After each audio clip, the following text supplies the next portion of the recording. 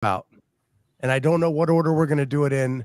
Notes are in what order, but I'm leaving it up to you guys how you want to kind of do this rundown. How have you guys been this week? Go ahead. And we have Carolyn Prevost with us, who we're hoping will be a regular contributor to the show throughout the season. We're putting that in her court because I know she's a busy athlete and teacher, and but we love her input. And when you're on the comments, ask for you to keep coming back. Awesome. I'll try to do as many as I can on Thursdays. So I had a good week. Tuesday here was like 70 degrees. It was insane. Went outside for a run. It was just gorgeous. And then that night it dropped to like 20 and terrible storms like hail and lightning. And then it snowed on Wednesday. So it was great. Yesterday was freezing again. And it was still pretty cold today. So yeah, just that normal Michigan weather. Yeah, I got up for my procedure Wednesday morning, and I woke up to text messages from my nephew who lives west of Columbus asking if we were okay. Yeah. And I'm like, what are you talking about? And he goes, you didn't get the storms? They apparently went right around us. Oh my gosh. And Julie and I didn't wake up at all. We slept right till 6 o'clock before I had to go to my procedure. But apparently they got hit pretty hard. So the tornadoes may have touched down west. Wow. It's been really windy here the last couple of days in Toronto. Yeah. So so glad that they kind of went around us. That was a stressful morning anyway. Didn't need to add anything to our plate that day. And how are we doing now, Scott? So yesterday I felt great. Finished the procedure, felt like $1 million all day long. And then I'll show you, I went to bed. I woke up at 1 o'clock in the morning last night, and I will show you why real quick. Uh-oh. So I don't know if you can see that. Mm-hmm. That is where they shocked me, and it burnt my skin. It looks like you tanned with you had like a cell phone or something on you. So that splotch started to hurt at 1 o'clock in the morning. Itchy or hurting also? Was it itchy at all from the burn? So the same one is on my back. So they had a pad on my back and a pad on my chest when they shocked me. The one on my back is itchy. The one on my chest hurts. So I don't know why the difference, but we were digging around in cupboards looking for aloe last night at 1 o'clock in the morning. We found some. It seemed to make it a lot better at that moment. And it's been better today. My back is super itchy, but the chest is okay. You need one of those like scratchers. Lex got me one. It's like a long scratching stick. Those are the best. So that happened. It interrupted my sleep, and then I went to work, and now everything is flushing out of my system. Like my heart is pumping right. So now like it wants to get rid of all the toxins. So my sinus is filled up today, and I've been blowing my nose all day. And it just kind of stopped now, right before we went on the air, which is thank goodness for that. But I still feel a ton better. It's just I've got to get over these little hurdles of recovery to kind of get clear of it all. Because last night I did the interview with Ariel, and then I went out and met a prospective sponsor, which I'm wearing one of their items now. And I don't know if you can see the cool little logo with my name under it. Yeah. It's Thick Boy. They are at the Arnold. They are right across the aisle from Rogue. So great place.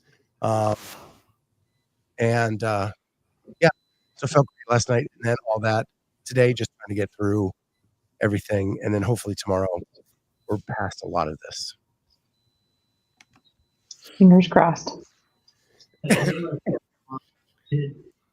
Are you going to go by the Arnold at all, or? I'm going to try. Because I walked today a little bit, and it's not my lungs or my heart. Man, my muscles are so sore just from the inactivity, like hips, back. So I'd like to get moving a little bit more and at least go down, maybe get a couple interviews in. I know Charlie's going to go down tomorrow and try to get some interviews there from different athletes. Jamie's going Saturday. And then Sunday, maybe I'll go again. Because Charlie's actually competing in the pump and run on Sunday. He is? What's the pump and run? Because that's the name of a challenge for Rogue, and I'm curious what is that? So it is a 5K, but you start with bench press, and you bench press your body weight as many reps as you can, and then with that you get that much time off of your 5K, and I think it's like 10 seconds a rep. It sounds about right. Okay, so I'm looking at something like that for the Rogue Challenge probably. They haven't announced what it is, but they'll probably, I don't know if they'll do that in a shuttle run for an online version, just because 5K shuttle run, some sort of shuttle run, not 5K, because I think there's a lot of cheating that's going to happen if you don't make it into a 25, and people are like, oh, I went around the block or this distance. They had cheating in that Rogue Challenge a few years ago when people had to run 400 meters, like 200 there and back, and these people were running and like slow jogging like a 1 minute 400. I was like, yeah. So this is a traditional Arnold event. This has been around for like 20 plus years. Cool. And so that is the pump and run. Last year for Rogue, they did the pump and row, and then we did it at Polaris, which was a lot of fun. It was a 2,000 meter row after your bench press. It's the same challenge they do for the challenges. Yeah. So I don't know if it's in my back pocket now. All right. Yeah. I'm trying to see. So, yeah. And so Charlie's doing it. He is one of the best bench pressers I've ever seen in my life. So I'm just worried about his run. That's all. And at one point he was a great runner, but he has a new hip. He has like things going on. So I don't know if it's going to be a dumpster fire or not, but I want to get at least some footage of the carnage if it happens.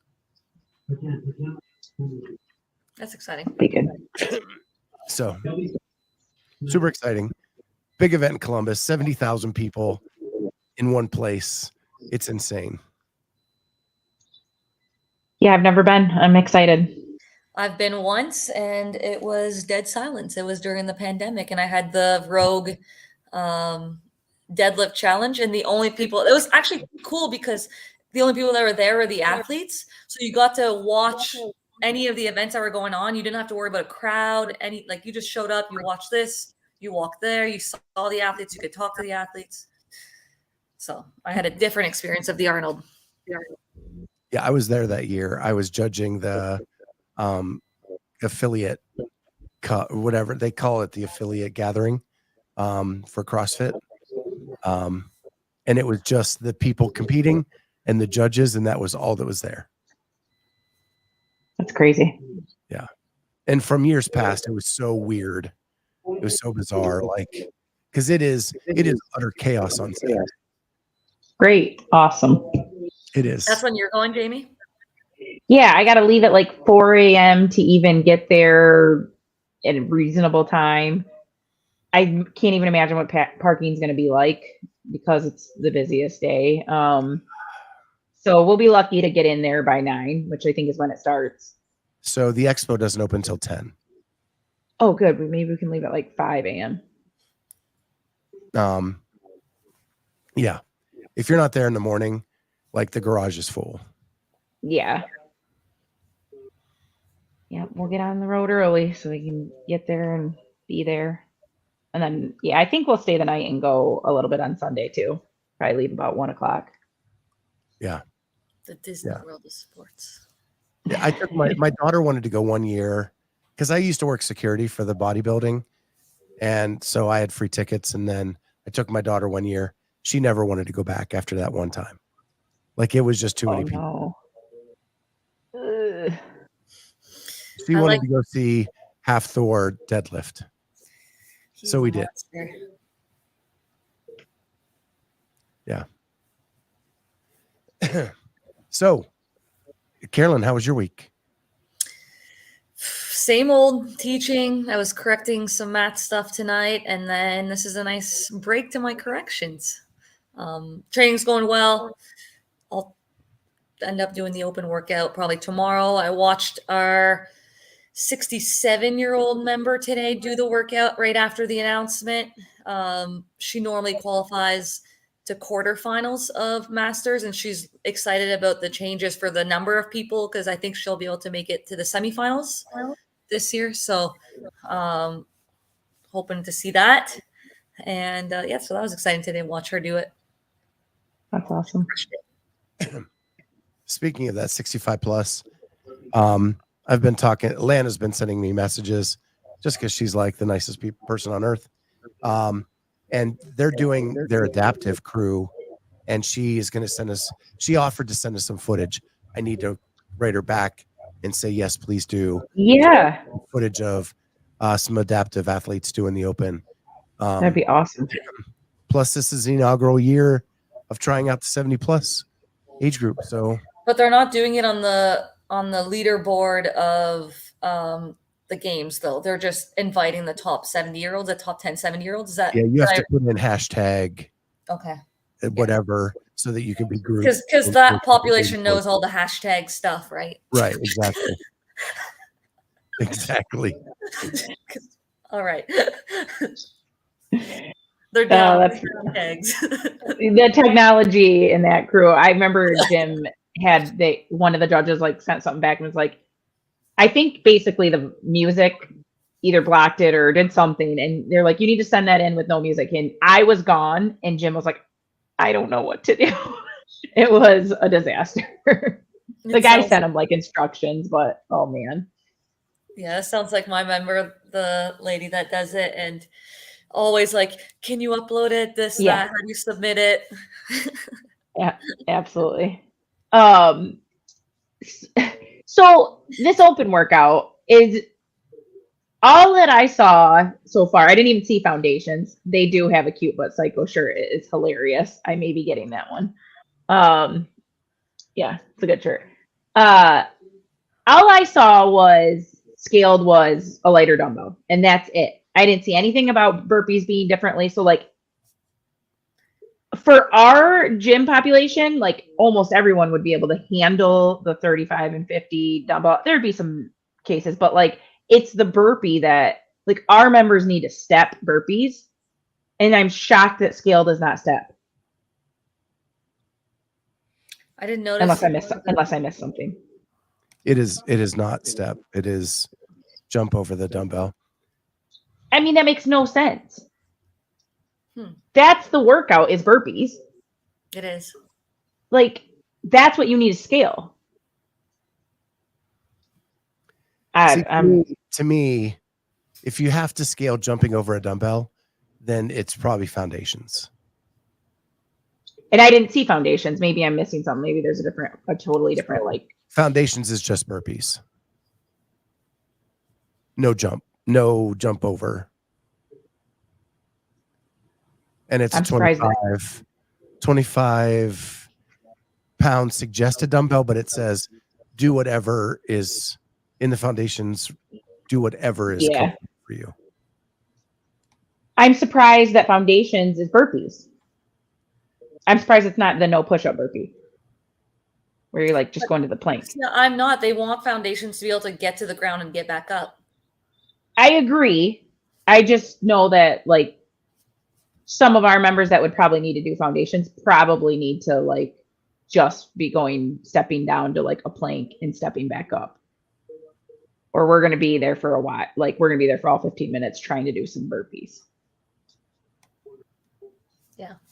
Oh, you can do elevated burpees. Well then, so that is a. Yeah. Foundations is pretty much just suggestions where the coach kind of modifies for the athlete.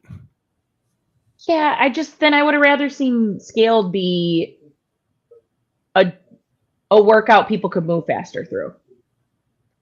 what I don't want to see is like my members doing a burpee every 20 seconds because they have to jump and they're so like literally so out of breath.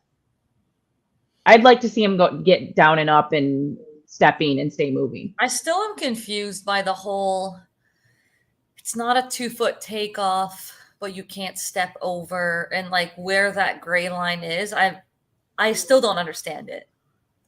Like, looks awful. I'm not sure what that even means. Just means you need both feet in the air at some point is what I'm assuming before it lands, right? Is that is correct. Yeah. But it is horrible to judge. It's hard to me, yeah, it needs to be both feet need to be over the dumbbell at the same time. That's how I think when they try to do this, or the barbell or whatever it is. When they're trying to do that, like, sure, the one foot might like take off slightly later, but both feet need to be going over the implement at the same time. That's how I would write a standard so that you aren't getting this little like doo-doo where it's both are off, but they're both off like over here. Like one's on this side, one's on this side, and this one's coming. I mean, you're doing a modified skip that for like a 0.1 second has both feet up off the ground. And that is not the same as getting both feet up and over, even if one trails by a half second behind. And then you have to land before putting your feet or your hands down on the ground. But I don't think there's even anything that's written on that, but they should write that. So you can't just flop it down into like an up. You must land on the other side prior to your hands, because if they don't write that, you could technically flop. Yeah. Like, I'm just saying. Don't. So I'm with Andrew on this. They need to do what Legend says. Just get over. Stepping isn't faster. Right? This is the open. They got rid of all the tape. They got rid of all the floor plans. Just get over just like they did with the box step up or jump. It was your choice, but step ups are going to be slower. Right? Like, yeah. Yes. I mean, this is what I said when I was guessing a possible workout with like the row and burpee over the rower. And like I said, you make it whatever. Just get yourself over the rower. So there is no like trying to judge that. Mayhem a few years ago did it like that, where it was just like, get over the rower. As long as you're not going around the rower, didn't matter. You could step over, you could jump over, whatever's going to be faster for you. If you want to step over and that's faster, then you step over. Yeah, but that's further away from like the whole community being able to do it. Back to what Jamie was arguing, and I wanted to argue against her, is that I think 90% of the population can jump over a dumbbell, and we shouldn't dumb that down even more for the few people who can't. That's what foundations is for. It is lowered to the ground than the barbell, so. It is. I mean, a 25-pound dumbbell or a 35-pound dumbbell is not very big.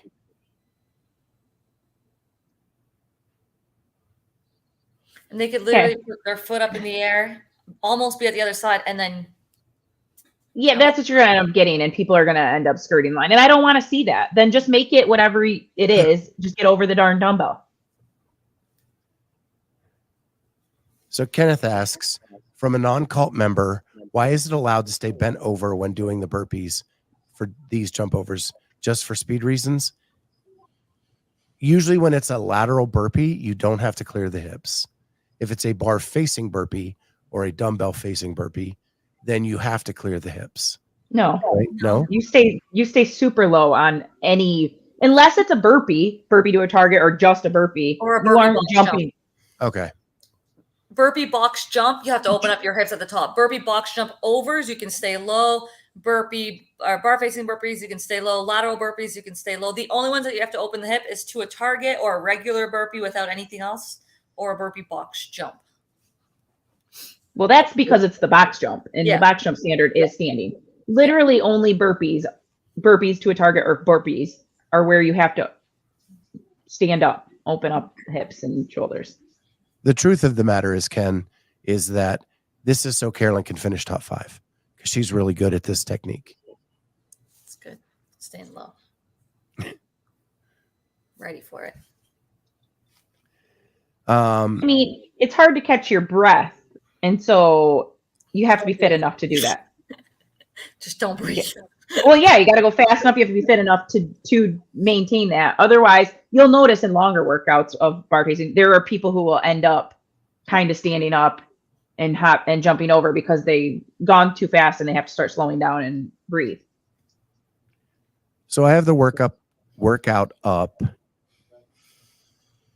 Let's hear it from you too. Like, what is a strategy for this? Is it something you expected? Is this a surprise to you? I'd like that the mushroom actually made sense. And I mean, in the it way he didn't. described Did it? Did it make sense? Well, he did. No. That it was like this, like it expanded as it came down. Yeah, I can do that to anything I write on the board too and say, hey, here's my mushroom. But it's nice that that's the first time he included his clue. Right. It was way better than things in the past. Yes, 100%. Let's be honest. I'll give you that. So anyway, so how would you guys attack this? All gas, no brakes.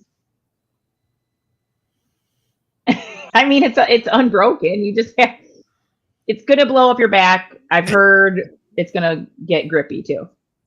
After you're done the set of 21s, you're done 42 reps. You have 48. You're basically halfway right there. So it's like if you have it in you on the second part, that's when you can like burn it down. You can lose it in those first 21s. You can always go faster at the end. If you go too fast to start, then it could be a little bit risky there.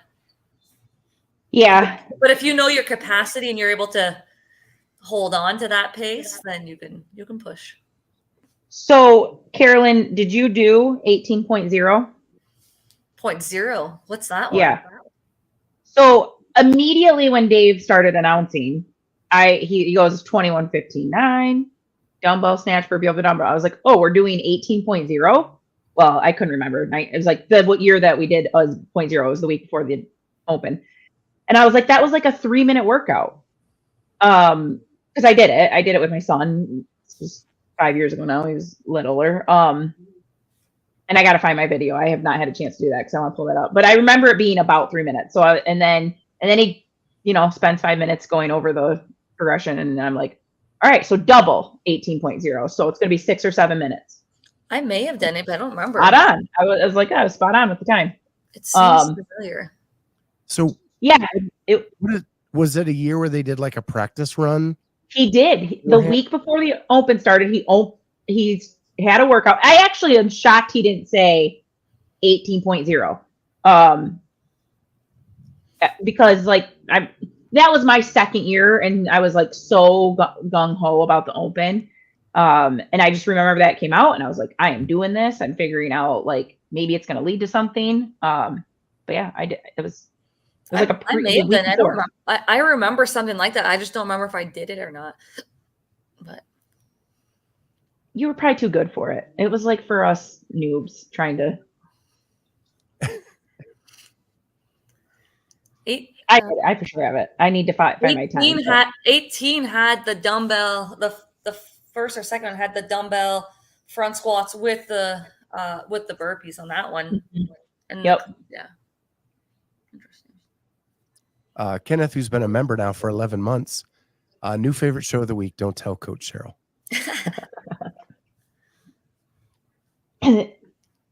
Yeah, I remember. So the difference of that one obviously was 21:59, so it was 21 alternating. And I really need to find the video so I can like look back and see how slow I like digressed over that workout. But I like the staying on the one arm should technically be faster, but it's also gonna like blow that grip up. So I don't know. Yeah, that was my next question is doing them all on one arm. How does that change things? You start with your weaker arm always. I do in every workout. Because under more fatigue, you want to be stronger. Yep. You can switch your arms. Like after you get through the 21. Yeah. Yeah, after you're done your 21, if you want to start with the other arm, you could. I'm a little bit ambidextrous, but my left is just a little bit weaker, so I always start left. A little weaker. Yeah, I usually always start with my right, but I expected burpees in week 1, but I didn't think this combo would come back up just because they had just recently done that combo of like the burpees and the dumbbell snatches. So I didn't expect this combo, I guess, when you said the couplet. What about you? Did you feel the same way, Jamie? Yeah, I fully expected burpees. I've made my members do burpees 3 times in the last 6 days. They were getting mad. But I was like, we're going to be doing burpees. There's jumping of some sort. But yeah, I did not really expect to see the dumbbell snatch again. When I looked at the CAP programming and you saw, so they had a heavy clean and jerk, because I received the CAP programming from my school affiliate. You had a heavy clean and jerk, then you have a double dumbbell, shoulder to overhead today, or with some shuttle runs, and then there's double unders at the early week and the next day. So I'm like, heck yes, no double unders. And then a lot of vertical pressing. So I'm like, okay, there's nothing shoulder to overhead. And then you saw the last couple workouts, but there was missing a hinge in that week for CAP. And I was like, there was no burpees. So I figured it was going to be a light barbell snatch, like a 20.1 was my guess. Yeah.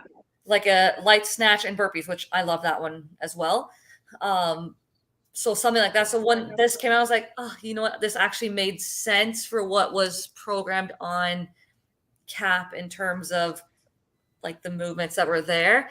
And then if you look at next week's CAP program, they had burpees the day before, which makes sense because it's the movement that's already going to be used for week 1.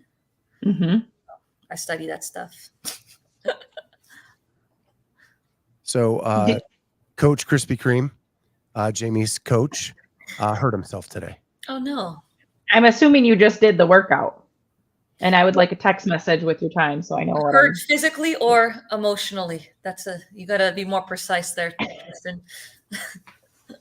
Or Patrick. Is it Tristan or Patrick, his name? Tristan. He did the workout. Yeah, you better be texting me. Emotionally. Okay. So we all know in a 21:59, it's the 15 that gets you.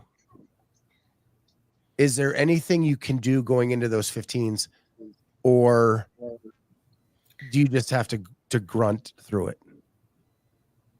I think it's a second set of 21 burpees that's going to start the workout. I think the second set of 21 and the first set of 15s for the burpees, like that little chunk there, that's going to be the, okay, can I continue at this pace? Do I just, like, that's going to be where you're going to be analyzing your state during the workout. And once you get past that first set of 15, you see the ending, I think. So I think that little chunk of second set of 21 burpees, 15 dumbbell snatchers, and then especially the 15 burpees, like those 3 sections together, that's the workout. Yep. I totally agree. Because really, when they got to the 9s, when Jeff and Alex and everybody got to the 9s, like it went fast. Yes. It was over quick when they hit the 9s. Right. And if you looked at their reaction, they all kind of had that same sentiment that it went by very fast at that point, and they almost wished that they pushed, I think, a little bit more. That's what I felt like looking at them. Like, I was like, oh, okay. Yeah. I'm a little nervous of going out too hot. I love burpees, but there's kind of a lot of them. And if you go out too hot in that 21, that's danger zone.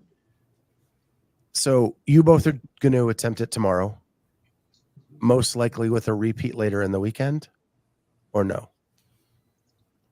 I'm going to see how I feel tomorrow after work. Sometimes after a long day of work, it's not the best for me. So we'll see. I would like to do it tomorrow. I want to do them all once. This is one where I'll look at the leaderboard on Sunday and see whether I want to redo. Not for and the only way I would redo it is if I feel I can get a top score. If I don't feel I have that, if I already see a bunch of numbers that are like above and I don't feel like I have that in me, then I'm just going to move on because it doesn't like the open doesn't matter. I would only redo if something happened or if I feel like I'd win it. Yeah, that makes sense to me. So Jamie, are you doing it tomorrow and then team getting together Sunday and maybe redo? Or if not, I will be doing it on Sunday with the team. I'm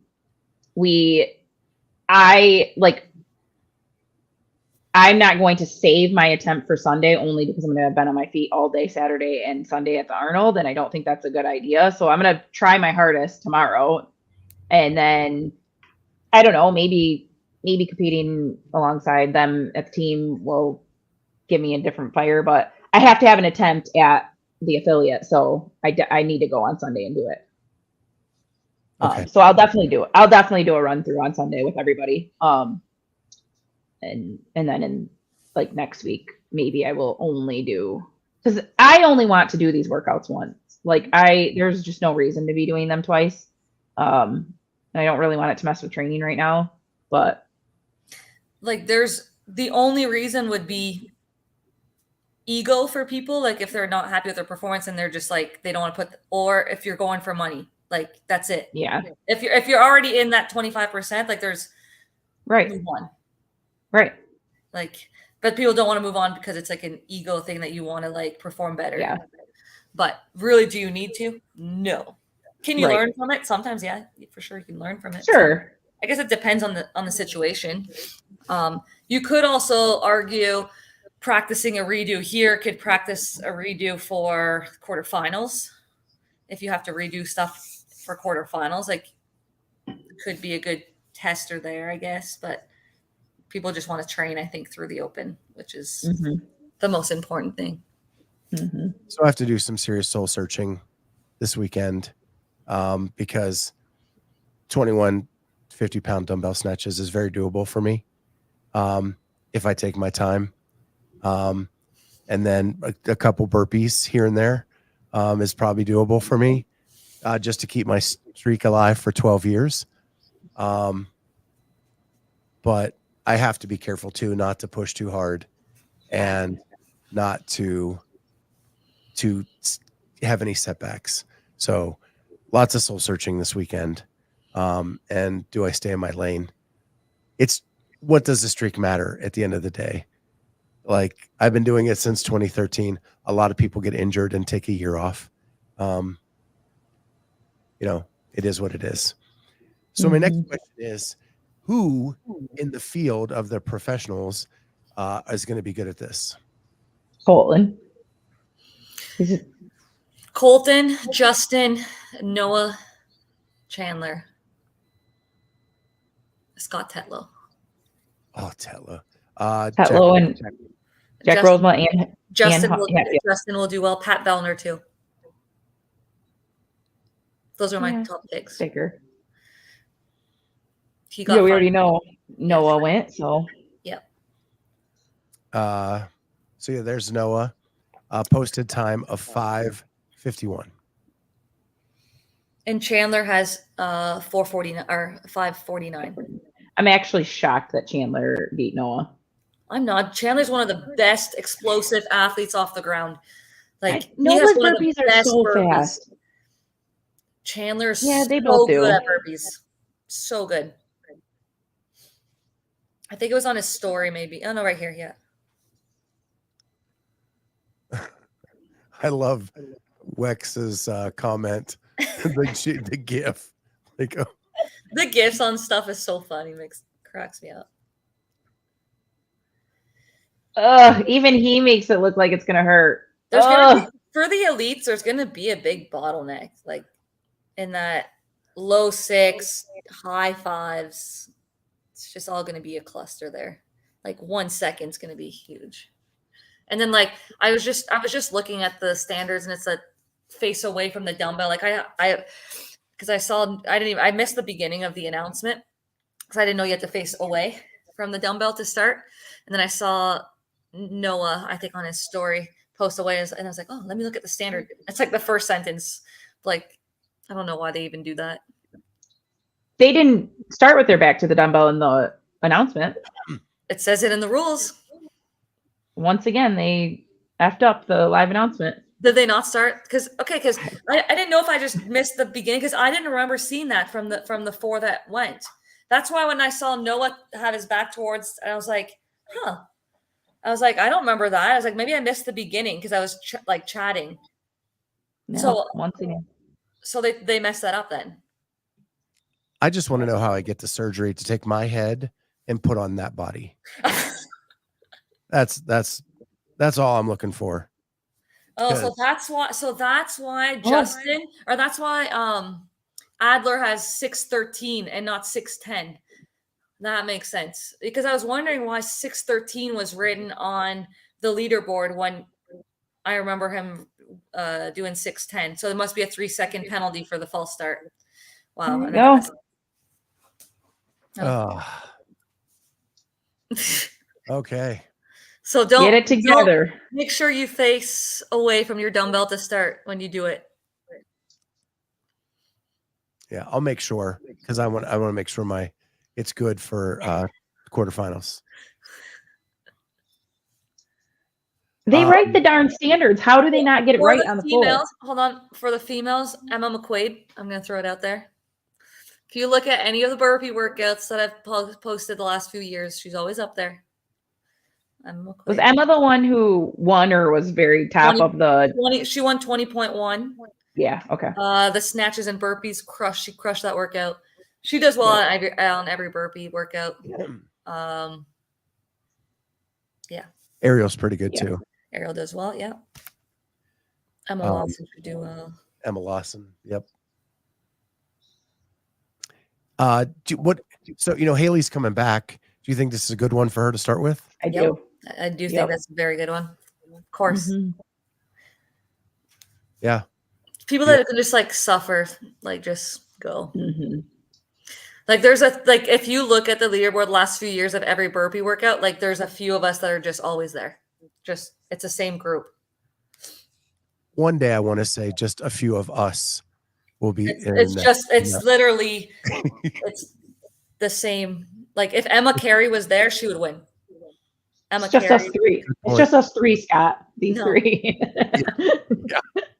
Emma Cary would crush this workout. We're going to talk about suffer. That girl has just if I think of a female athlete that just can suffer, it's Emma Cary is just damn. Yeah. Let's just talk about this. So we're going to talk about this too right now, because the next thing on is to recap the announcement. Yeah. It was the first year of the Golden Barbell.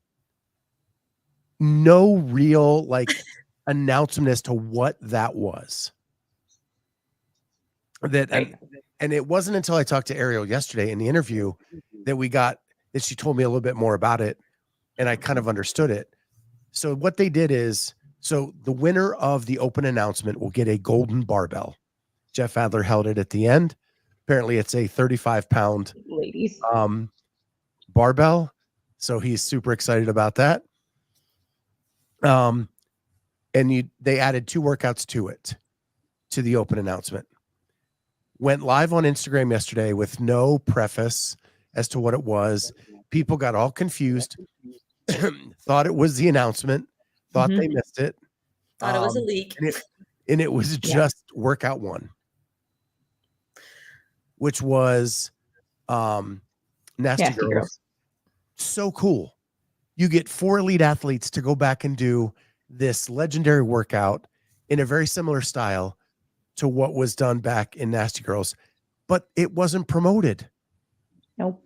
It wasn't promoted. Then you come in today to the announcement, they recap that one, and then they announce the athletes. They run out on the floor like it's the announcement, and they do 11.3 and made a mockery of this competition by all agreeing to do it 1 on every 10 seconds. Mm-hmm. So they all finished with the exact same score. And that way they were still rested to do the open announcement, which I don't blame the athletes. 20 minutes later. Which I don't blame the athletes for coming to that agreement, because you want to do well in your open announcement. I mean, I understand that the open doesn't matter, but open announcements are a special thing. Like when you get asked to do one, it means something. And to like, it didn't make the athletes look good though. I'm not gonna lie. It did not. Like it didn't make CrossFit look good, and it didn't make the athletes look good. I'm going to side with the athletes on this. Yeah, I mean, yes, they were pulled into this thing and not really told much about it. And I think the setup wasn't great for them. Definitely not 20 or 30 minutes before they do like their open workout, which is actually counting for the leaderboard. And like Jeff wins the open often, and like Gazan's a top athlete in the open. Alexis Raptis, Brent, I wouldn't say normally is a top 5 athlete in the open, like typically, but like those athletes can do well in the open and get $15,000 if they win the like, you know, like you want them to be able to do their workouts at 100%, not tired from doing like that workout. The 5 minutes, if they went out hard, like what CrossFit wants them, they're not ready to do the next workout 20 minutes later with the right intensity. I don't think that's fair to the athletes. I agree. And so then even when that was going on, people thought, is this the announcement? This is what we're all doing. No, it's not what you're doing. It's just this other thing. And then they finally make the announcement. Now we're learning they didn't even follow the standards in the open announcement that everybody else is supposed to follow. It's crazy. So this was supposed to be getting back to the fun of the open, getting back to all that stuff, and all this surrounding fluff that wasn't explained gave it a big black eye, in my opinion. And you have 70 to 100,000 people watching on the stream, and that's what you gave them. As soon as there was commercials and stuff, the viewing went from like I think 110,000 to like 70,000 right away, or like because they kept putting commercials in the pre-show. Right in the middle. There was a workout. There was a commercial in the middle of that 5-minute AMRAP. I was like, that you can't. It's a 5-minute AMRAP. Like, get through it. That was awful. Yeah, I don't know who was in charge of that, but they need to get a sternly written memo. Yeah, I'm very curious when they asked these 4 athletes to participate, exactly what was asked of them, like how clear they were of we're adding in 2 extra workouts. Because I feel like if you were told exactly what was going on and you were someone like Jeff or somebody who like kind of maybe still wants to win the open, maybe you should have said no and found different athletes. Or I just feel like this. I like the golden barbell. I like now that they've explained the community one, how it's getting voted on or whatever. Like, I think they should have just had that. And like I've said, like get people that were from the affiliate out there to do a different workout beforehand. Show other people working out. Like, we don't need to see them try to trash themselves before a workout and before the actual workout announcement. Like, I didn't even understand it.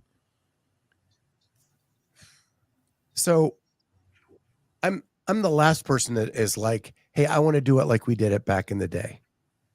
But the workout was over. Jeff was interviewed and the broadcast was done. Yeah, I know. Like, where is the post interview with all the athletes? Where is interviewing Castro? Where is some other people doing the workout to show us like the different versions or the different, like all that went away. Yep. And you're already up and running. That would be no more cost. Nope. Yeah, like have like 6 chairs with Boz, Dave, the 4 athletes. How'd they come up with the workouts? How'd they feel? What was like just bouncing stuff? Like they used to always do that. Take questions live from YouTube. You know, that to get that engagement. Like none of that was done. And it was very frustrating. Agree. Because all the stuff beforehand, because it wasn't explained well, made no sense. So then you cut it short at the end, and I felt like I felt very let down. Yeah.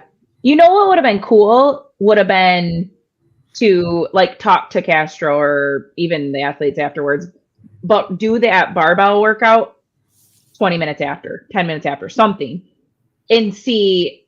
And because then I actually think some of them, like a few of them, may have like pushed and seen how fast they could go.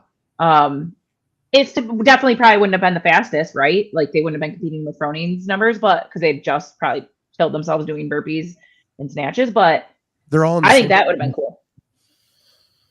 Yeah, what? They're all in the same situation.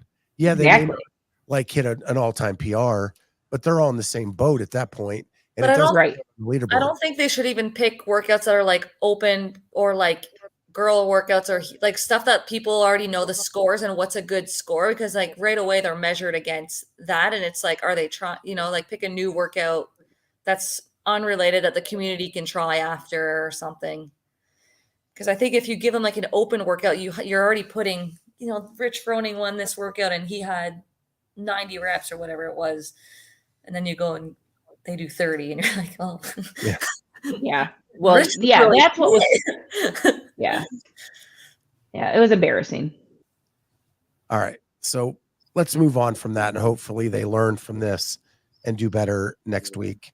The one other thing from the broadcast I want to talk about is, and I hate ripping on broadcasters, but they acted like Jeff Adler didn't win the games last year. Like, that dude is fit. He is not just the barbell guy anymore.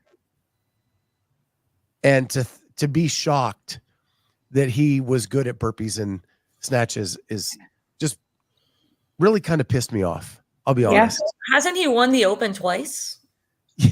I know he won it last year. But I think he's won it twice. Him or Pat. Maybe I'm getting them confused. I'm pretty sure he's won it twice at least.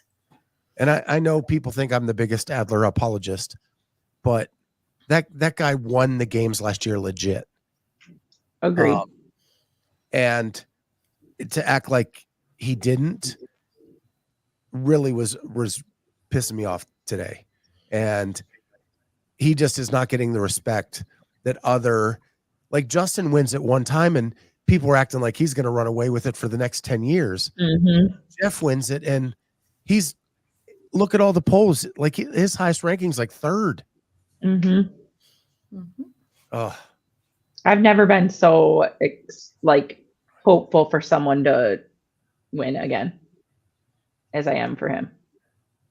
So that mini riff is done. And then I have on here, should Masters, Adaptive, and Teens host their own announcements, which I know Legends did one tonight. Did they? Did they? Where was that advertised? It was on YouTube. Casey, or maybe it's just on Instagram. Casey Johnson was going to do the workout live. And it was Legends was doing that. I think the Teens are doing something this weekend. I don't know how organized it is, but I think they are doing something this weekend. And then the Wheel Wad is doing something as well. Yes, I saw Wheel Wad's announcement. Yeah, I saw the Wheel Wad one. So I think like it was late to the game and late to announcing that they were doing it. And I think there's been a call this week that they all should. And they jumped on as quickly as they could after. But it was a little bit last minute. So I'm anxious to see what next week looks like. And hopefully they'll show some more stuff. But until then, we're going to try to show some people doing it this Sunday. Oh, okay. Right? That's fine. We can do that. An 18-year-old, a 67-year-old, and a 40-year-old for sure. I don't think Jim will be there. Okay, no Jim. But we do have another Masters athlete, and and a former Team Games athlete, but he's in his early 20s now. Yeah. So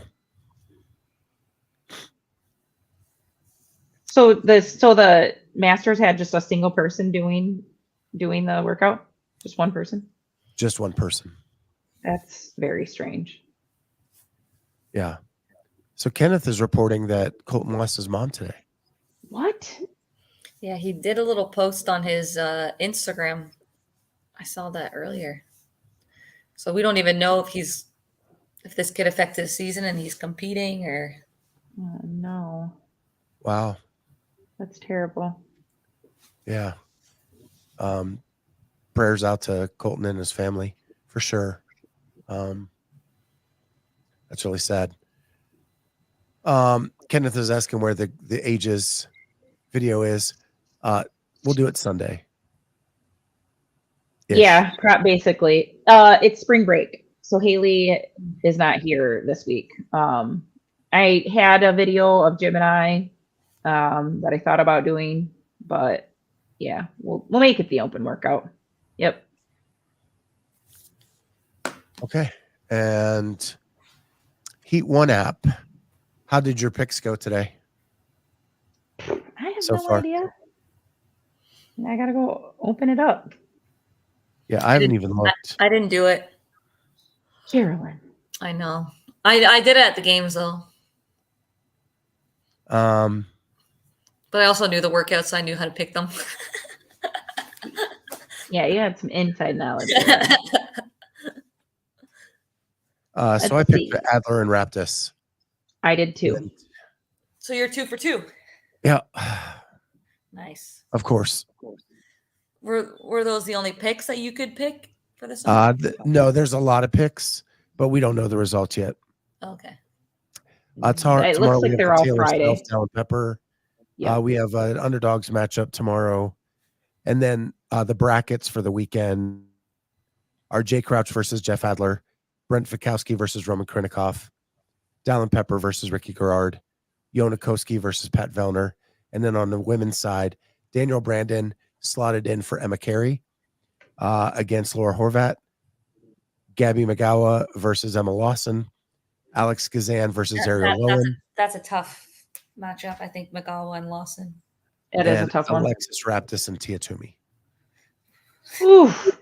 It'll be interesting to see how Tia's wrist is because she was saying she was struggling doing push-ups the other day, and there's pushing off. I might need to change my pick on that one. Yeah, so I already didn't pick Tia because I don't think the open matters. And it's an open workout. And if she's going to be beat, this is an easy place to do it. But I do want to talk to that. Last week I said, I don't think Tia's winning the games. I have picked Emma Lawson to win the games this year already. And this wrist injury just shows you what can happen in a season. So those people that are like, if you're picking Emma Lawson, you need to be thrown out of the poll. No, because it's sport. Injuries happen. Yeah. Anything can happen. And I was reminded watching behind the scenes this week, Emma Lawson had the leader's jersey on going into the last event. It wasn't until the event before the last event that Laura overtook her. Right. And if you think Laura has a shot and Emma was that close to Laura, then you're not that far off. And Emma is so young, she can make huge gains in her weaknesses where Tia is who she is. Yeah, I mean, if she's going to continue with this injury, like, there's a definite shot. Yeah, Jody, I think it's confirmed.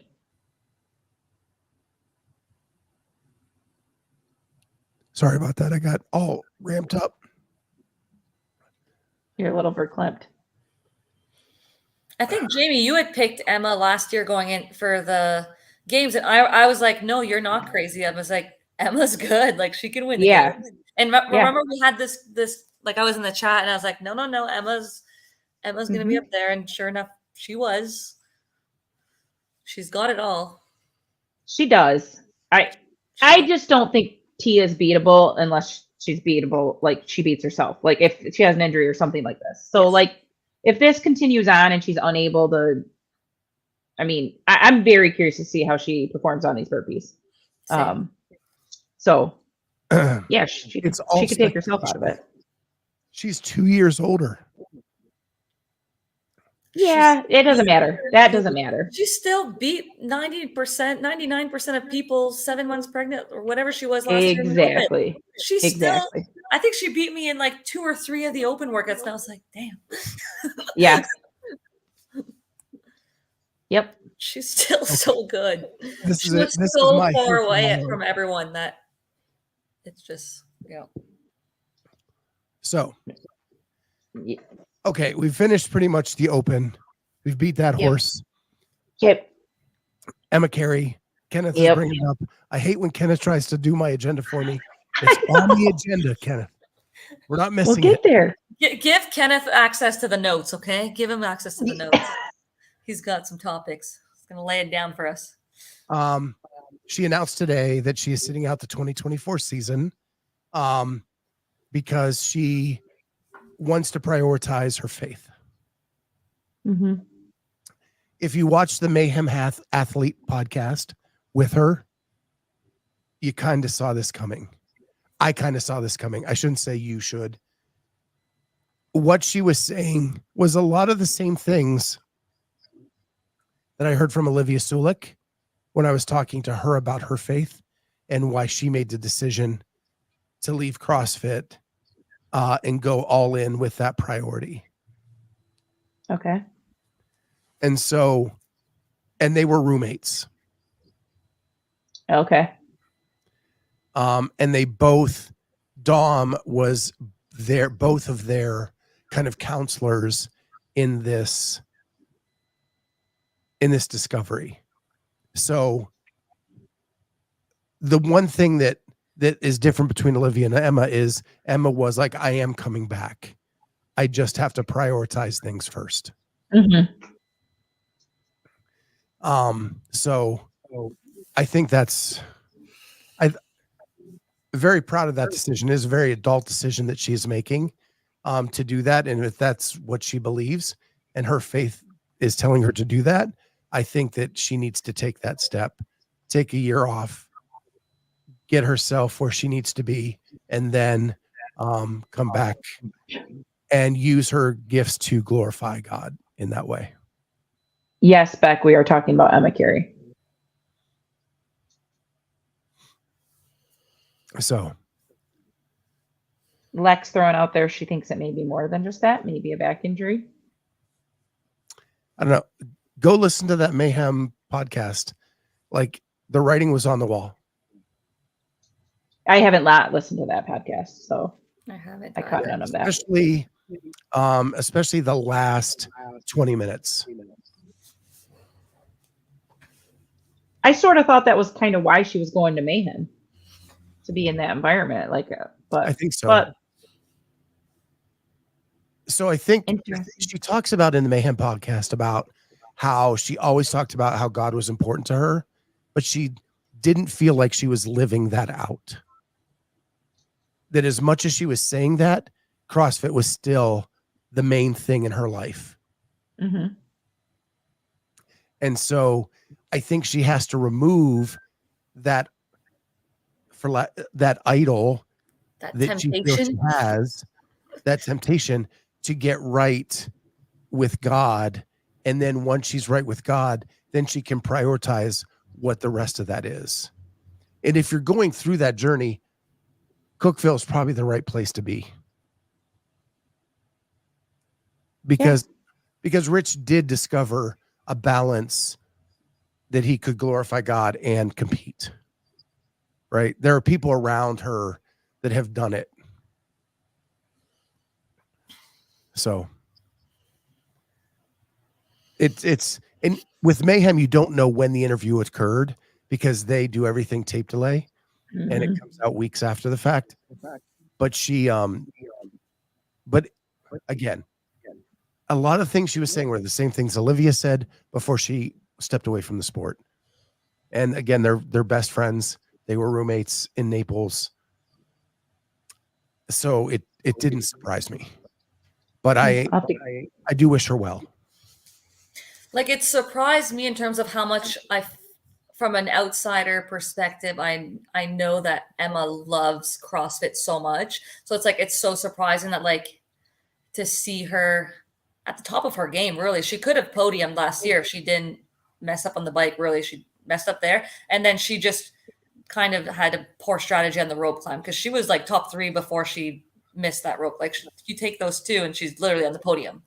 So she's at the top of her game. So I didn't expect her to, I guess, make this decision. But I also know how much she is religious. So Yes. I can't relate to what she's feeling at all. But so whatever she needs to do, I guess. It was just surprising to me, because I'm like, well, can't you, like, I just don't understand it, because I don't have Right. that same faith, I guess. Right. I'd say you probably agree with Lex. So I do have the same faith she does, and I do understand it.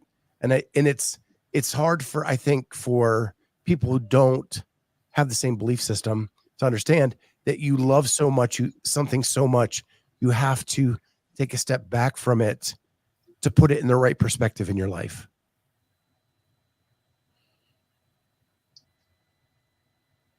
If that makes sense. I know. I understand. Like, I understand her perspective. Like that. She like, it became like CrossFit was number 1, and she doesn't want CrossFit to be number 1. She wants God to be number 1, and she wants to realign those. And in her post, like, I understand what she's saying. I'm just saying, I personally can't relate, but I respect that. Like, that's where she needs to go, and like, there's not. I mean, I hope that she's able to come back, if that's in the plans, I guess I should say, because she is a great athlete. But again, if she doesn't come back and she has other aspirations or other things that she'll do, and I'm sure she'll excel at anything she does. Right. So one, in her post, she said she wanted God to be the ultimate.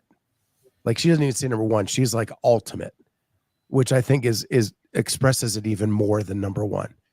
In the interview with Mayhem, and we talked about this with Ariel yesterday, or I did, she talks about how Ariel was so kind to her at the Granite Games, and she couldn't understand that she was actually intimidated by Ariel's kindness. And as she's grown older, she actually now wants to be like Ariel in her faith, because she doesn't think she's following the path as much. And I talked to that with Ariel, and it got her perspective, which was really cool. So if you didn't see that was at the end of the interview yesterday. But yeah, all Ariel was saying was they were tied for first going into the last event at Granite Games. And Ariel said, "You've got this, go out there, kill it." And Emma couldn't understand why another competitor would be wishing her well. That's just like good human being shit. What, like, seems like an Ariel thing.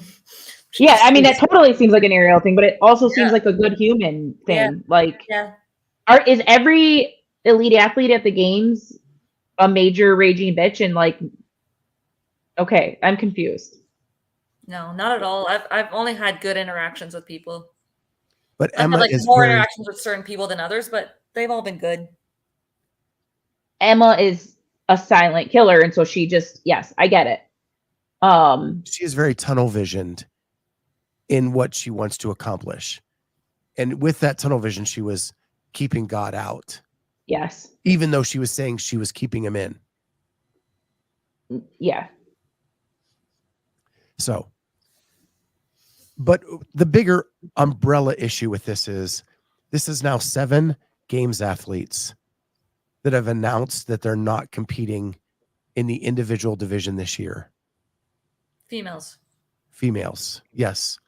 So Emma announced today, Kelly Baker to start a family, Christine Kohlenbrander due to a back injury, Jamie Simmons team, Mathilde Garness team, Annie Thorsdottir pregnant, and Emily DeRoy team.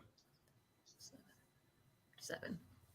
So those are 7 slots out of 40 that are now available this year. Carolyn, your thoughts? There's a big turnaround every year. This is what happens every year. Like whether it's injuries or not, there's new faces that are going to come and take those spots, whether they're there. Like it's just, this happens, I feel like, every year. Injuries happen. As an athlete who just missed last year, do you look at this as more opportunity for you? Of course. I'm not gonna lie, but you have to look who's in the East, who's in the West. 2 in the West are out. Does that leave a place in the East? Haley comes back to the East. Does that give us a spot? Like, it depends on the spots that are allocated, of course, where people are from, and we go from there. Once we find out how many spots, and it's like, okay, that number is not changing. It's how can you get yourself in within, 12 spots or 11, whatever it's going to be. I'm still not counting out the quarterfinals. Like making top 40 is a challenge. You can't have a bad workout. Cannot have a bad workout. And I've had some before, so with a single movement, so we'll see. So Kenneth, the issue with that of just naming names is these are all over the world. Annie in Europe, Emily and Jamie in Australia, Mathilde Europe, Christine Kohlenbrander West, Kelly Baker West, and Emma Cary East. They're splattered all over the world. And 3 of those that he named are West and 2 are East. And you have 2 coming back to the East. So it's almost like there's no more spots. There's no benefit to the East. There's not many spots in Europe and the East and stuff. Like it's not many spots. Yeah, I think the biggest mistake that CrossFit has made in this rule changes were the 40 at the US and Europe regions. I don't like that at all. I hate that. Despise that. You're just putting a lot more emphasis on online, and there's a lot of people that do. Like I'm doing my workouts alone. I'm literally doing them alone on a Friday at the gym right after work, and you have training camps and group of people. Like it's just such a different environment. Like people can just do so much better in certain environments that they have access to versus in person. They don't perform the same way, or they do perform the same way and other people step up their game. Maybe is what it is. But I don't know. Just a lot more emphasis online. Mm-hmm. All right. So speaking of where do we want to go? Tia's wrist injury we kind of touched on, but she was on Coffee Pods and Watts today. I tried to squeeze it in between open announcement and here. They went 2 hours. Jeez. Which shocked me with Tia. She doesn't do a lot of podcasts, and it was obvious in this podcast that she talked about her trust of the media, that she doesn't trust a lot of the media, and that she thinks a lot of the media is hateful, which hurts my heart. Yeah. Because I don't think a lot of the media is hateful. I think we just get a bad rap for a couple people. But she's had she's had some people speak very negatively about her. So I understand her perspective. Like that's when people say certain things about you, you're not going to want to go on certain shows. Right. I agree. So she has a valid point as to why she doesn't do many interviews with certain people that like she's always gone on Talking Elite Fitness, and she has her people that she feels comfortable with and I guess respects their media. Absolutely. What was so in full transparency, I was not a big fan of her YouTube channel. I don't think she brought a lot of content to the table, but this one, I mean, she was very talkative, very open, very transparent. And it's definitely worth a listen. Just know you're in for a 2-hour ride. Okay. On that one. And you know, maybe I'm a little resentful because I've tried to get her on the show, and Yes. she agreed at one point, and then backed out last minute. But you know, we'll see. Mal's interview on TEF. Did you guys catch that with Lauren? Nope. First 15, 20 minutes didn't really do anything for me, but then they got into kind of why she walked away. And for the first time, like, I think she explained it in a way that I could understand. Not that it's meant for me to understand. I've said on this show, I want her to be happy. I don't care if she comes back. If she wants to step away, that's all her decision. But she talks about how she could not turn it off, and she would not turn it off until she won the games. And that was driving her into a hole that she just would never get out of. And so it took her completely walking away for that. Did you watch her on Be Friendly? I couldn't. Okay. Yeah, I haven't seen either of them. I was gonna try to catch the Be Friendly one, and then I saw this one. One's like 27 minutes, so it's very digestible. Okay. But it's the end where they get into like the deep talk. Yeah.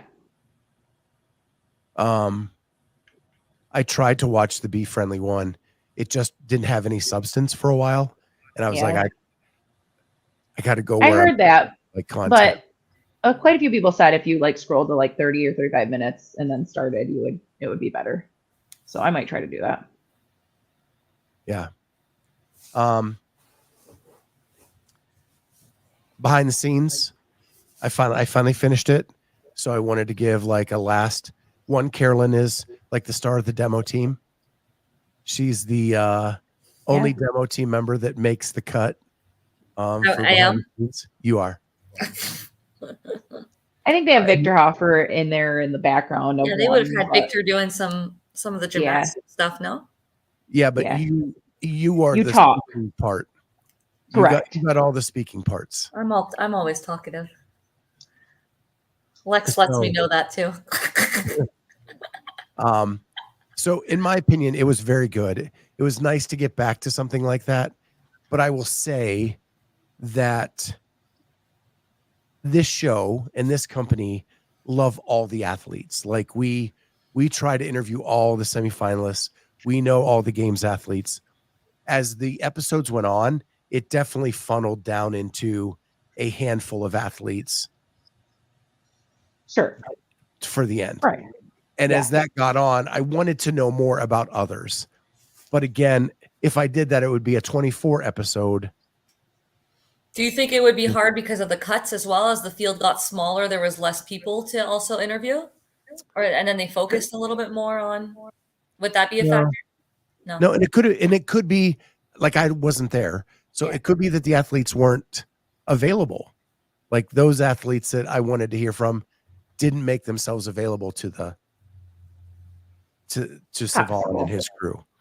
So I felt like there was too much Laura. And it wasn't, so that was a thing I thought too. And it wasn't the games based. No. It was their personal feud more than anything. Yeah, I was. But yeah, I thought it was good. It was nice to have it back. But man, there were so many cameras down there. It seemed like so many. And when I talked to Ariel, she was like, I didn't even notice them. Yeah, because there were so many. So or because Savon's so little, he just kind of. Yeah. She didn't see him at all. I bet you there was 10, 12 cameras up at all times. Like you they had a lot of people. Yeah. Not us. Yeah, not us. We didn't get that access. Oh, we did for Masters. Yeah, sort of. Not like that. We were allowed to step down there just after they came off to get a final interview. It was not the same. We were not allowed to go back there when they're warming up and get their take on workouts. True. We could have had way better footage. If they would have like let us cover some masters, there could have been some cool behind the scenes stuff. Yeah. I would have loved to do that. Yeah. Speaking of behind the scenes and videos, the Haley Hiller video, if you have not seen that, it is so good. It's very good. When Hiller uses his powers for good, it can be amazing. That is one of the best things I've seen in 10 years. And I have always loved Haley Murillo. And I love her even more after this. And I love her husband too. And their daughter is the cutest. She is adorable. Clone of Josh. Yeah, it's so good. So good. And I love that like they show going to a Globo gym for Haley just to, and like there were so many parts I loved about it. And just kudos to Hiller. Like that was awesome. It'd be nice for him to kind of follow her at each stage of the season, like quarters and semis and games, and then just do a little. I mean, of course, if she'll make it there, she should. But just kind of follow her year and see how her mindset is at different parts. Would be kind of cool to see. Yeah, would love that. And that's what we strive to do last year with our all access. And I think what I learned is I had too many people. Like it needs to be more intimate than we even tried. But I wanted to do something like that where it was more intimate throughout the season and you got to know all the aspects of every workout and all the way through. And Carolyn was a part of that. And I'm still working on the final cut of the games version, which hopefully we'll get out here in the next few weeks. At least another episode to do that. So, and then finally, Rogue is going to Scotland. Super cool. Yeah, interesting. What I love about that is it's such a great test case. Rogue does things so well. It's going to be interesting to see what the reaction is by the fans in Europe that they have an event. Like how is it going to show up? How logistically do they set up the equipment? Where do they get it from? You know, they've done the European semifinal, so they have like a roadmap already, but to do a bigger event. Well, you just know Europe is going to show up because if they can do well here, games are going to be looking at that and going to be looking to see, can we bring the games to Europe, right? So you know Europe is gonna show up. Like Rogue has done a lot. Like they're always leading the way. If you look at the 2020 games or Rogue Invitational, when they did everything online and everyone at the same time with the screens and they sent equipment and they sent the judges, like that was the first time we'd ever seen that from different locations live. And then CrossFit and other places started using that technology and that idea. Then you have at the Rogue Invitational this year, they had a paid what was the thing that the broadcast that you could see the like tailgate party. You know games are gonna be looking at that and being like, what's Rogue doing there? Now like it seems like Rogue is just leading in everything, and then games can kind of see whether that's gonna work. And then like it would be nice for like at the CrossFit Games if they could do that same idea with the broadcast where you can pay to watch a certain lane or certain athletes. And then I could see it maybe going to Europe in a few years if it works well. So that alternate broadcast that Rogue did, probably my favorite thing of 2023. I had my laptop hooked up to every monitor I had. So all the different versions I had on a different screen. And I could just move my head around like I'm watching NFL Sunday Ticket on a Sunday with all the games. And the tailgate party and the alternate analysis and all that kind of stuff was so good. I bought it. I never watched it. I just bought it to support because I know that if I was an athlete, I'd want to have that. So I was like, because I was there, so I didn't really need it. But so I never saw what it looked like. So what was cool is they always had like a wide angle of the entire field. So you could, so like I have that on one screen. Then they have another screen that is like the people in first and second. Then they have another screen that's from a different angle. But you always had like the base was the widescreen to see where everybody was. Like you could see if someone was catching up or someone was, you know, because so many times they focus on who's in first and second and someone overtakes that lead and they've missed it. They're like, oh, then this person just came in out of nowhere. And it's like, it wasn't out of nowhere. You guys just missed it. Right. What I love the best is what I think the one suggestion I would make is if you had a camera like on these 2 lanes, these 2 lanes, these 2 lanes, these 2 lanes. So you could switch between them. Agreed. That I think is the next evolution. Yep.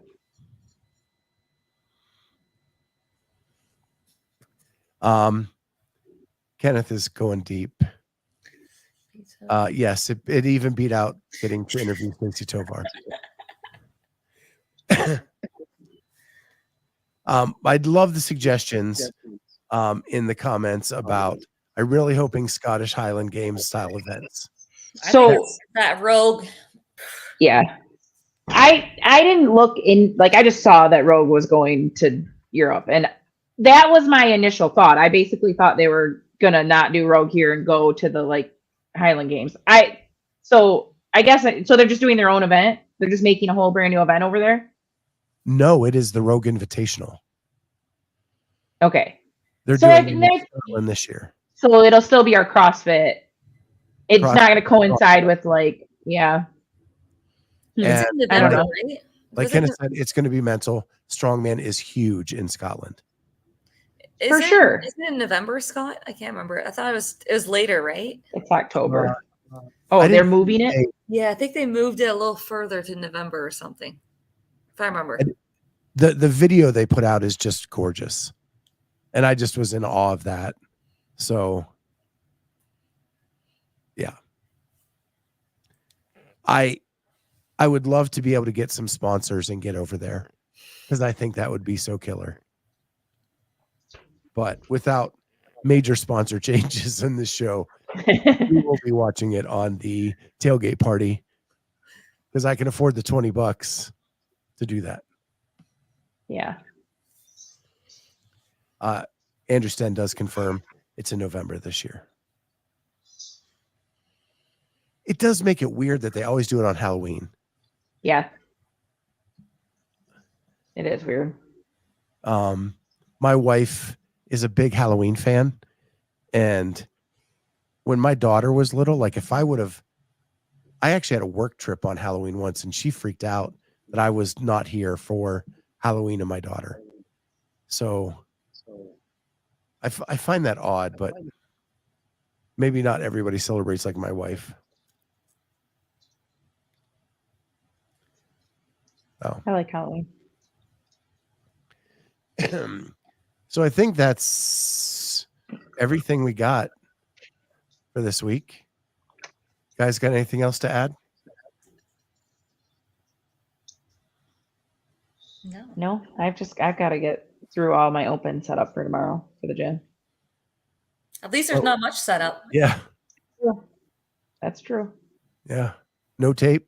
Just as long as you make them face away from the dumbbell. Yep. Pull out a dumbbell. Give them a square. Yeah. It's going to get sweaty. Like I do like that they've made that easier this year. That's got to be great for affiliate owners. Definitely. Kenneth has already pumped for 24.2 and he hasn't even done 24.1 yet. To make my students do this tomorrow or not to do it. Heck yeah. Heck yeah. No, I think that'd be too much hinging. That I haven't prepared them enough for that much hinging. I don't want to put that on them. Do you Do you have to back your kids off? Like, do they want to go like super hard? This group that I have is awesome. I teach grade 9 and 10 math, and then I have a grade 11 and 12 fitness class. They're really good. They're working super hard. They're giving it. There's some good athletes in there. But I don't do many like CrossFit WODs. I use what I like the most about CrossFit. I've never taught them any kipping at all or anything like that. Everything's strict. A lot of single leg work and jumping and unilateral things, plus the main lifts, I guess. But I don't do much CrossFit like WODs. I just don't have enough equipment too or space. Yeah. That makes sense. Do you believe that CrossFit should be a part of like phys ed programs? It can be. Why not? I mean, CrossFit's kind of like everything, right? It's Right. a lot of phys ed teachers use parts of CrossFit when they're doing like little circuits and stuff. They just don't call it CrossFit, but to us, it would be CrossFit. Yeah. I just want to make sure I add rotational work and lateral work because everything's in the sagittal plane for CrossFit. Except for these burpees over the laterals. So like you love lateral movements because you were a hockey player. You were a soccer player. You're an athlete. And so that, but hockey specifically to skate, you're pushing out, right? Mm-hmm. And soccer, I'm cutting everything. So you have to move laterally in basketball and a lot of sports. I just think like that's the one thing that CrossFit doesn't have. There's no rotational moves and there's not much lateral work at all. Only at the games if you have a little zigzag or if you're doing a lateral box jump overs, and that's really not much. Like everything is in this plane. And for a lot of sports, there's a lot of movements rotationally and then just like laterally. So now that I'm not playing hockey this year for the first year in my life and I'm only doing technically one sport with CrossFit, I want to make sure that I'm not losing certain parts of my fitness that I've done since I was 3 years old. So I'm like actively I'm adding things to my training. What can coaches do to add that to their programming?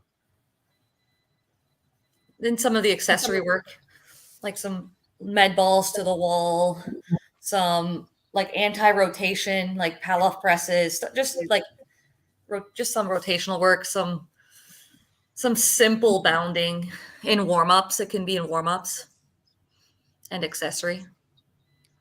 Yeah, at Polaris, we do it a little bit with bodybuilding, like in band work, like twisting with the bands. Yeah.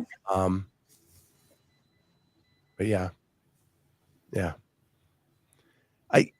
One thing I think that would be fun to see in a CrossFit would be like a 3-cone drill, like as a rep that you'd have to, and I don't even know if people know what that is, but in football at the combine, this is the combine week for the NFL, they do a 3-cone drill and time the guys.